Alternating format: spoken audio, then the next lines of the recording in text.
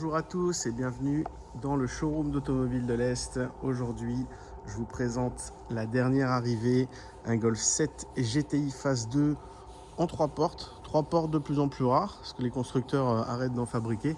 D'ailleurs, il n'y en a même pas de prévu sur la Golf 8. Donc on va d'abord voir la voiture évoluer sur route. Après, on va faire un petit tour esthétique du véhicule, voir s'il y a des défauts, des choses à corriger dessus. Ensuite, on va checker tout ce qui est pneumatique, frein, où en est la révision.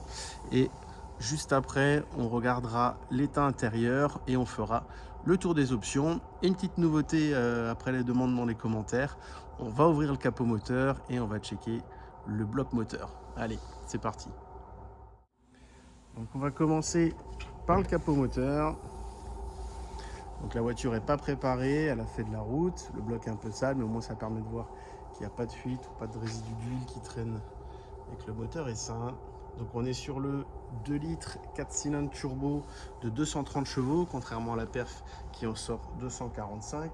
C'est un moteur qui développe 13 chevaux fiscaux, qui est donné à 6 litres, à 7 litres de conso. Après ça va surtout dépendre de votre conduite. À savoir qu'en données constructeur, elle est donnée à 248 km/h. Perso, je pense qu'on bloque le compteur à 250 sans grand souci. Le 0 à 100, lui, est donné en 6 secondes 4. C'est pareil, ça va dépendre du grip sur la route et de la manière dont vous conduisez. Et là, on est sur une boîte auto, donc une DSG6. En termes de malus, sur le CO2, on est sur du 147 grammes.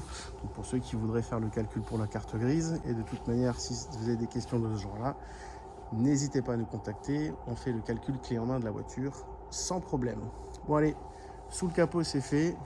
On referme ça de la bonne manière. On ne pousse pas sur le capot, on le laisse claquer. Parce que si vous poussez dessus, vous pouvez créer des enfoncements. Et après, c'est plutôt délicat pour les ressortir. Allez, à la suite.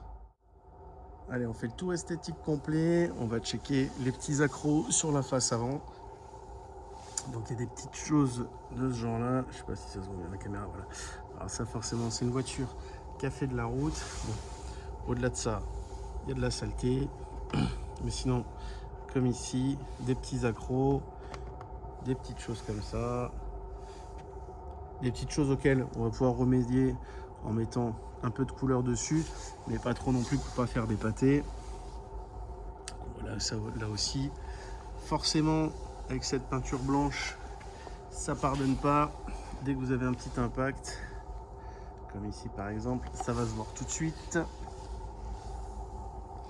Là sous le radar. Là aussi, juste un petit ici. Alors ça, c'est des choses, voilà, on va pouvoir rattraper ou du moins les masquer un petit peu. Ça va être beaucoup plus discret. Pareil sur le capot, j'ai vu tout à l'heure. Là, il y en a un beau, forcément bien au milieu, ça se voit bien. Elle est un petit peu griffée ici. À mon avis, il y a un petit coup de clé. Alors ça, je vais essayer de le sortir au polish. Et sincèrement, on arrivera peut-être à l'atténuer, mais à le sortir, je pense pas. Après, voilà. Si on recule un tout petit peu, ça disparaît. Il faut vraiment mettre le nez dessus pour le voir. Là aussi, on a un petit impact. Et là, pareil, sur le nez. Voilà, forcément ici aussi. Alors voilà, je vous mets le doigt à côté, ça vous donne une idée de l'échelle.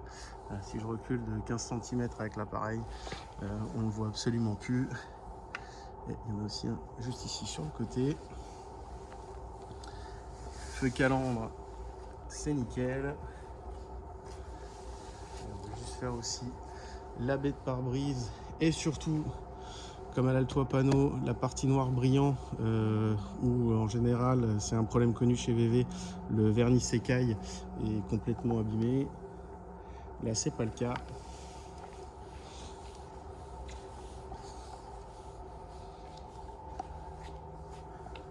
La baie de pare-brise est nickel, le vernis aussi.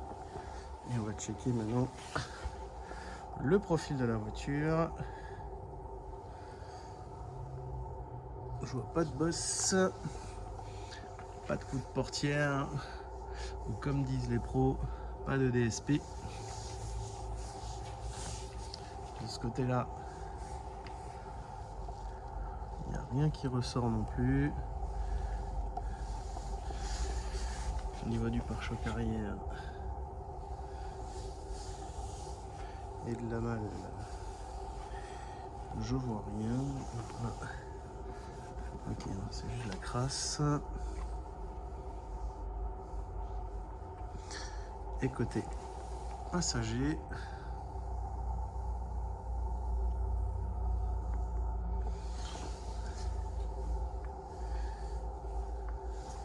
rien de spécial. On va encore juste se mettre dans l'autre sens. Ok, je vois pas de bosse, pas de coup de porte.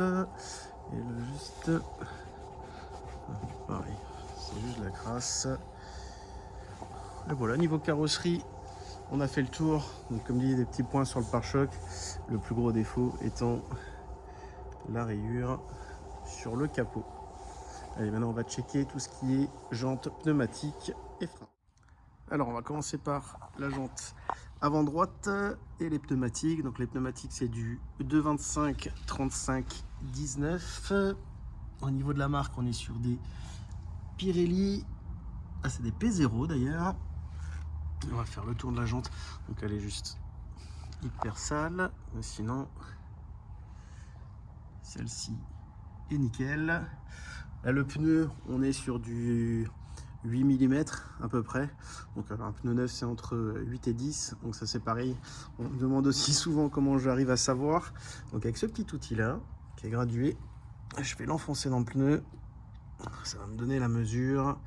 Donc là, par exemple, je sais pas si on voit très bien. Voilà, on est sur du 10.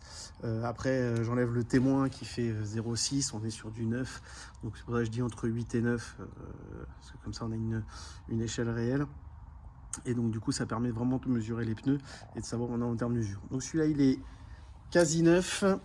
Au niveau des disques, donc là pareil, je passe le doigt, je sens le rebord qui est en haut, c'est l'usure du disque. Là pareil, quasi neuf, il y a une légère usure, donc il a déjà freiné un petit peu, mais c'est pas non plus grand chose. Ils sont encore bons.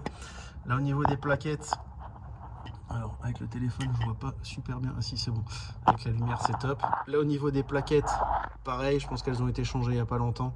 Elles sont quasi neuves. Donc si ça se trouve, vous avez peut-être même fait les disques au même moment.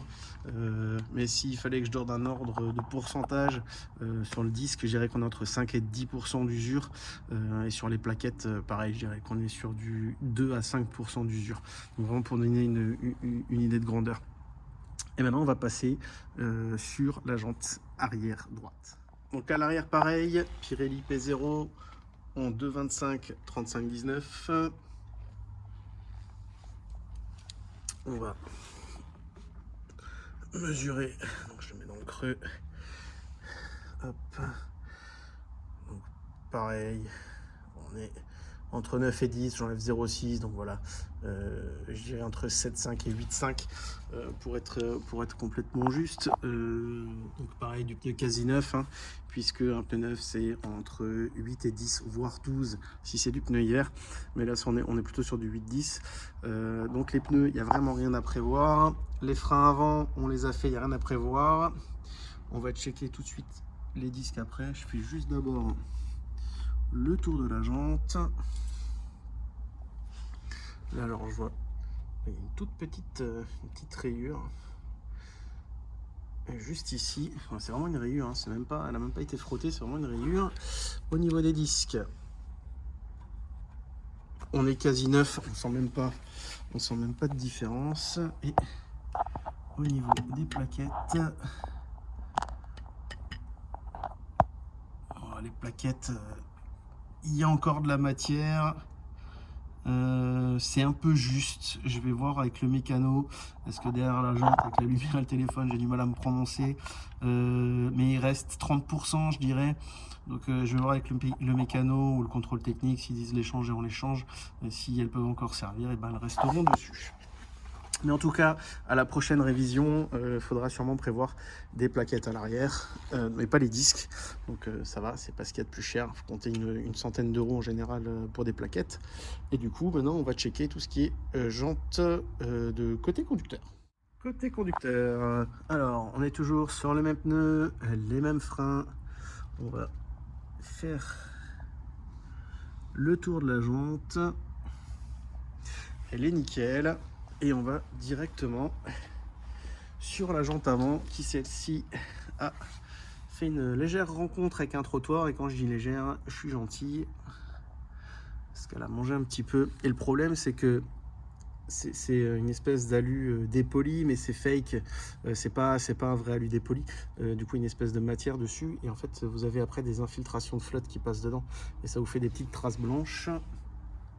Donc là elle a mangé sur tout le tour ici, elle a fait un bon trottoir.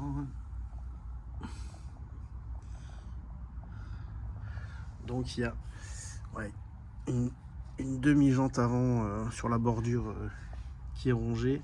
Après en bas c'est plus de la flotte qui est infiltrée, j'ai l'impression, que frottée, alors qu'ici voilà on a un vrai bord abîmé. À voir si elle n'est pas vendue trop vite, on aura peut-être le temps de le faire. Sinon il faut savoir que la jante avant gauche a un petit peu mal. Alors pour l'intérieur, on va commencer par le panneau de porte côté passager.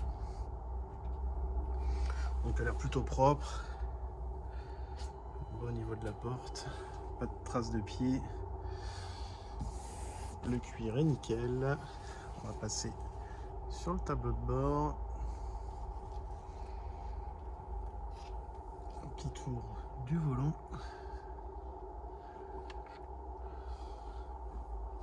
Et le plus important, le cuir.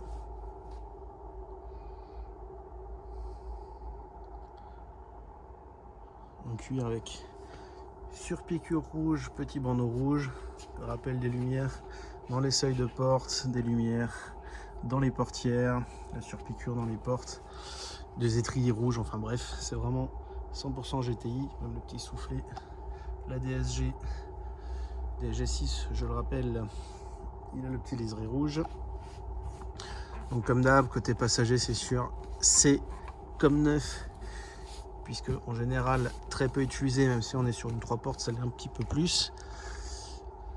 Donc siège full cuir et chauffant, comme c'est une 3 portes, on rabat. La banquette derrière, alors il n'y a pas beaucoup de lumière. La banquette a l'air propre, je vais m'avancer un peu. Je vois pas de traces de siège enfant. Le petit accoudoir avec le porte-canette et la trappe à ski. De l'autre côté, on aura peut-être plus de lumière. On va faire côté conducteur. Et on va d'abord passer sur le coffre.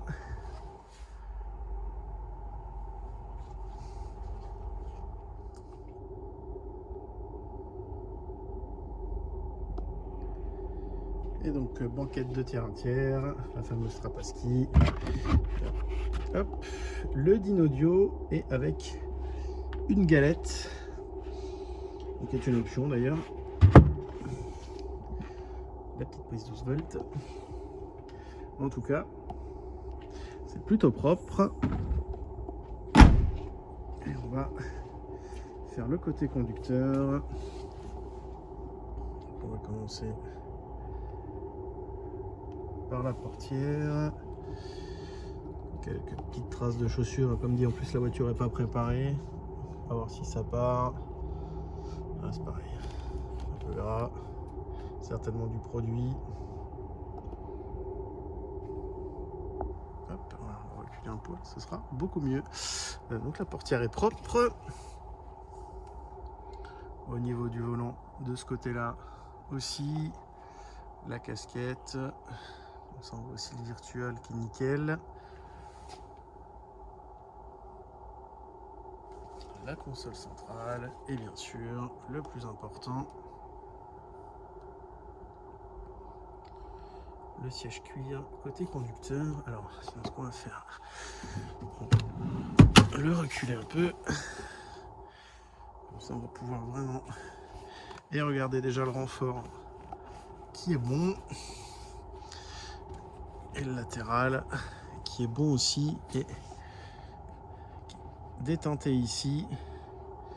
Alors, je sais pas si on voit bien que la lumière, ça, toujours pareil. Ceinture qui frotte, le pantalon quand vous rentrez dedans, vous sortez dedans. À voir, je pense qu'on peut le reteinter. Je vais voir si je peux reteinter ici et juste revernir ici. Mais en tout cas, on va pouvoir rendre ça plus discret. De toute façon, c'est pareil, si on met pas le nez dessus, on le voit pas. Et de ce côté-là, hop, parce que c'est vrai, j'ai pas fait les dossiers de siège, du coup, ils sont propres. Et là, on a la lumière, on voit un petit peu plus.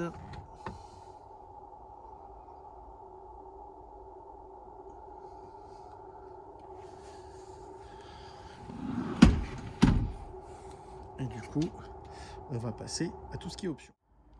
Alors, pour les options, là déjà, qu'on voit à l'extérieur, toit panneau, vitre teintée, rétroviseur abattable électrique, feu double LED, donc c'est les feux directionnels avec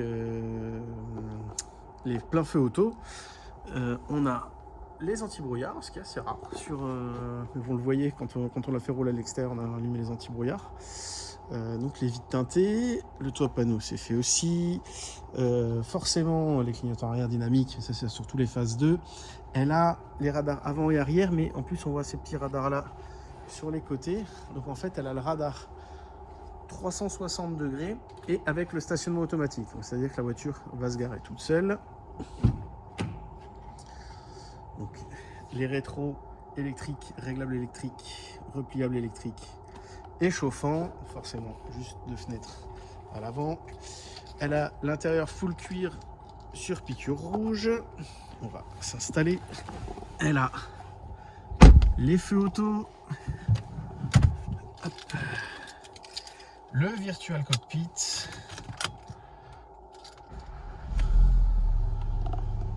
Elle a le grand écran. Les sièges chauffants. La boîte DSG6. Et donc là on peut voir justement le petit bouton pour la faire stationner toute seule. Voilà. Activer le clignotant et engager la marche arrière, c'est ce qu'on a une place de parking, on va pouvoir le couper. Elle a donc l'ACC, le régulateur de vitesse adaptatif, avec aussi bien entendu le limiteur de vitesse. Tout ce qui est contrôle au volant, est-ce qu'elle a le voice control? Elle a le voice control, le petit bouton où on parle à la voiture. Elle a le DCC, donc le multimode, donc avec le mode éco, confort, normal, le mode sport où elle rigidifie la voiture, le volant, et elle met la boîte en sport. Et hop, j'ai raté l'individuel. L'individuel, on va faire adapter. Donc voilà, on peut choisir le DCC, la direction, l'entraînement, l'ACC, les feux directionnels, la clim, le son moteur. On peut exactement paramétrer quand on veut. Du coup, c'est pour ça que ça s'appelle l'individual. On a l'auto hold. Donc ça pareil, pour ceux qui ont des boîtes automatiques, au feu rouge, il faut toujours garder le pied sur le frein pour pouvoir bloquer la voiture. Là, on met un petit coup sec sur le frein, elle bloque à votre place, et dès que vous allez toucher l'accélérateur, elle va repartir. On a le Disco Pro, donc le grand écran donc qui n'a plus de touche, en fait, où c'est uniquement... alors si je vais sur le menu avec... Oui, d'habitude ça ne marche jamais avec ma main. Voilà, on passe la main devant et elle fait défiler. Sinon, il est tactile. Bien entendu, l'avantage du grand écran, contrairement au petit, on peut avoir la navigation et sur l'écran central et sur le virtual cockpit, pardon. Et on peut, hop, on a 2 modes. Quand on a le petit écran, on peut avoir uniquement sur l'un ou l'autre, mais pas les deux en même temps. Donc il n'y a que le grand qui peut avoir les deux en même temps. Et de toute façon, comme je dis toujours, quand il y a le DCC, voilà, on peut mettre l'affichage où on choisit léger, les barres, la température d'eau, d'huile et ainsi de suite. Et la voiture est bien sûr équipée du DIN audio. Donc au-delà de la sono de base, elle a le caisson de basse qu'on a vu tout à l'heure avec la roue autour dans le coffre, et donc ça envoie des basses, ça envoie très très lourd. C'est vraiment un bon caisson de basse. Et bien entendu le petit toit panneau Voilà. On va encore juste aller jeter un coup d'œil. Je crois qu'on a fait le tour. On va juste encore jeter un coup d'œil sur les doubles LED et les anti-brouillards. Donc du coup, feu directionnel, plein feu auto, pour les enclencher, très simple. On pousse un coup vers l'avant, on a le logo qui est affiché juste ici, et du coup en fait elle va mettre les pleins feux tout le temps, et dès qu'il y a une voiture elle va détourer la voiture qui est devant pour éviter de l'éblouir, et bien sûr les feux directionnels. Donc dès qu'on va rouler et qu'on va tourner, les feux comme sur les vieilles DS vont tourner à droite et à gauche. Je suis sûr que j'oublie des choses. Oui, bah bien sûr que j'oublie des choses. Elle a encore, alors hop, je vais appuyer sur la petite touche, le line assist. Donc c'est la voiture va garder la voiture entre les lignes. Si maintenant vous débordez sur une ligne, elle va vous remettre automatiquement. Vous pouvez lâcher le volant d'ailleurs. Hein. Elle corrige toute seule pour rester entre les lignes. Et vu qu'elle a l'ACC, le line assist, quand vous êtes dans une zone travaux ou une zone ralentie, sur l'autoroute pour des bouchons ou n'importe, si les deux sont enclenchés, elle va conduire toute seule. Vous pouvez complètement lâcher, elle sera autonome jusqu'à 30 km/h si je dis pas de bêtises. Le blind spot. Le blind spot, je sais pas si on va le voir, on a le petit logo juste ici. Donc c'est l'angle mort. À partir du moment où il y a une voiture dans votre angle mort, il va s'allumer. Si vraiment vous forcez, que vous voulez tourner ou vous mettez le clignotant, il va se mettre à clignoter, elle va commencer à vibrer pour vous avertir qu'il y a vraiment une voiture dans l'angle mort. Elle va même biper en cas de collision. Elle a le rear traffic, donc c'est-à-dire que quand je vais sortir en marche arrière, ah tiens d'ailleurs, et ben elle a la caméra. Quand je vais sortir en marche arrière, elle va m'indiquer automatiquement comme en grand angle. Elle va sentir si une voiture vient sur la droite ou la gauche. Elle va vous avertir qu'il y a un risque de collision si vous sortez à ce moment-là. Et le front assist, là ça se passe à l'avant, c'est quasiment la même chose. Donc si vous êtes en train de discuter avec madame ou monsieur, que vous êtes en train de toucher à la clim ou de régler votre musique et que ça freine devant vous, que ce soit un freinage simple ou un freinage d'urgence, la voiture dans un premier temps va biper. Si c'est un freinage d'urgence, elle va freiner à votre place et elle va jusqu'à l'arrêt complet, et elle va vous bloquer la voiture en situation d'urgence. Alors c'est un petit peu étonnant quand ça arrive, puisque forcément on ne s'attend pas au freinage, et en plus elle envoie vraiment les freins, elle ne fait pas semblant, et du coup ça freine très très fort. Bon, cette fois je crois qu'on a fait le tour. Je vais la couper. On a fait le tour de la voiture et des équipements.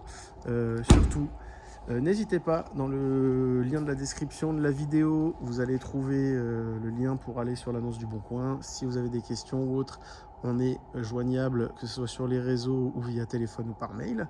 Et surtout, n'hésitez pas à vous abonner, à mettre un petit pouce bleu et même un petit commentaire. Ah, c'est toi qui ferme à distance. Alors ça sert à rien, mais on le fait tous. On laisse le toit exprès ouvert, on va à la terrasse, on prend le café, et là on la ferme à distance. Parce que ça, c'est quand même la classe. Et du coup, bah, je vous dis à bientôt pour la suivante. Et n'hésitez pas, abonnez-vous, c'est complètement gratuit. Et ça me fait plaisir.